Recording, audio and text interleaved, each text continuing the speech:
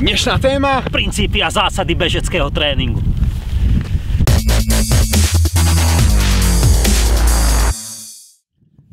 Aj keď sa môže zdať, že ide o zložité a odborné veci, sú tie princípy pomerne jednoduché a pochopí ich aj tu kolega.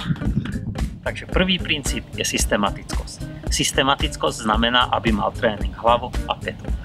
Bez systematickosti sa nezaobídu žiadni profesionálni športovci a čoraz viac ju začínajú používať aj rekreační športovci a našou úlohou je, aby sme ju dostali aj do vašich hlav.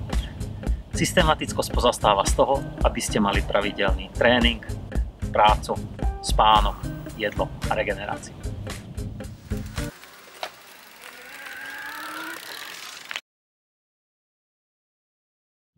Na druhé miesto staviame princíp primeranosti. Princíp primeranosti je ideálny pomer objemu a intenzity voči vašemu zdravotnému stavu, veku a trénovanosti. Nesnažte sa trénovať zo začiatku nejaké bláznivé dávky a neberte si príklad z ultramaratóncov, keď len s behom začínate, ale začnite trénovať postupne, primerane, krátke tréningy, s prestávkami, začínajúci bežci a bežci s obezitou prekladať beh chôdzov a podobne. Ak ste už na tom dobre a chcete zvyšovať svoju výkonnosť, jednoznačne musíte zvyšovať aj tréningové dávky, či už objem alebo intenzitu, aby ste sa niekam dostali a splnili si svoj cieľ. Lebo začnete stagnovať a vaša trénovanosť primerane logicky tomu neporastie. Pri intenzite tréningu sa musíte riadiť svojou tepovou frekvenciou a svojimi pocitmi. Objemy by nemali byť vysoké. Ak ste už bežec skúsenejší a máte za cieľ nejaký konkrétny čas, musíte si spraviť tréningový plán a dodržiavať stanovený objem a intenzitu a obidve primerane zvyšovať. To zvyšovanie by malo byť asi v miere 10% zvýšenie proti predchádzajúcemu týždňu. Týmto sme sa dostali aj k tretiemu princípu postupného zvyšovania zaťaženia. Je to dôležité či už u detí alebo dospelých, aby záťaž bola zvyšovaná postupne a primerane. Je to dôležité nielen pri jednotlivých tréningoch, ale takisto aj pri jednotlivých mesiacoch a rokoch. Aby záťaž rástla kontinuálne a aby ste tam nemali obrovské skoky z jedného tréningu na druhý.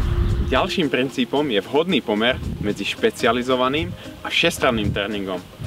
Tento princíp je veľmi dôležitý, hlavne u detí, ktoré musia kombinovať rôzne loptové hry, halové športy s behom, plávaním a s čímkoľvek ich baví. A to kvôli tomu, že keď sa vo veľmi skorom veku začnú na niečo špecializovať, tak zapájajú primárne istú svalovú sústavu, pričom ostatné svaly trpia a sú ochabnuté. Ďalším princípom je sústavnosť a cyklickosť. Ide o to, aby ste si vytvorili nejaký návyk.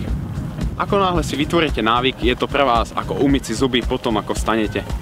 Tým pádom sa nemáte čím sami pred sebou omluviť, aby ste nešli trénovať. Vždy si určite, ktoré dni, ktoré hodiny chcete robiť aký šport. Ako náhle ste si takýto plán už vytvorili, sústavne ho dodržujte. No a princípom, ktoré budete milovať, je striedanie záťaže s oddychom. Bežecký tréning je vhodné doplňať masážou, výrivkou, saunou, kompenzačnými cvičeniami a stretchingom.